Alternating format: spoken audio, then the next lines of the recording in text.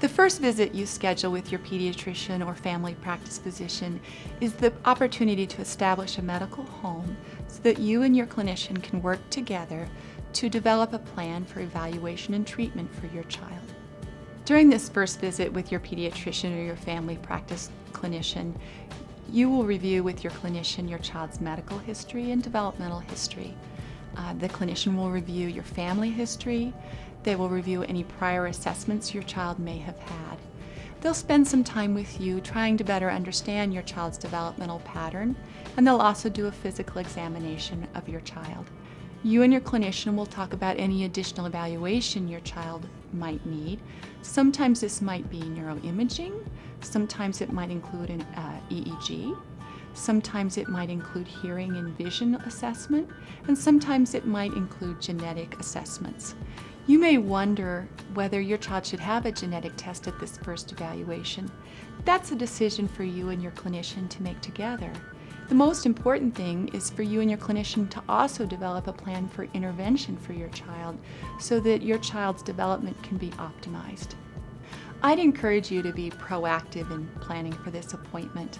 It's a complex visit, so printing out the forms on this website and filling them out and bringing them with you will really help your clinician be able to be efficient.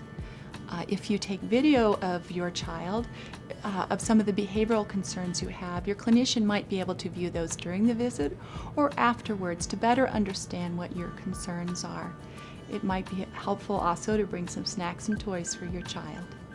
At the end of this visit, you and your clinician should either have come to a diagnosis or a suspected diagnosis and developed a plan for further evaluation. That plan should include what specialist your child needs to see, their scheduling numbers, and if needed, referrals. It should also include any plan for any blood tests or any neuroimaging, hearing, or vision assessments. You should have several resources as you leave the room to contact for intervention for your child.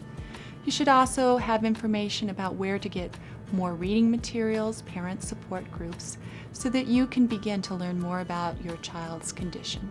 Parent support groups are really important because they often have the up-to-date knowledge of what's going on in your community and really the inside scoop of what programs will be helpful for certain issues that your child might face.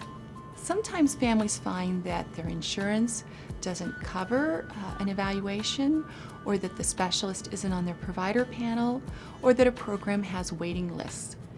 When you experience these barriers, go back to your clinician, talk it over with them, and together develop a solution.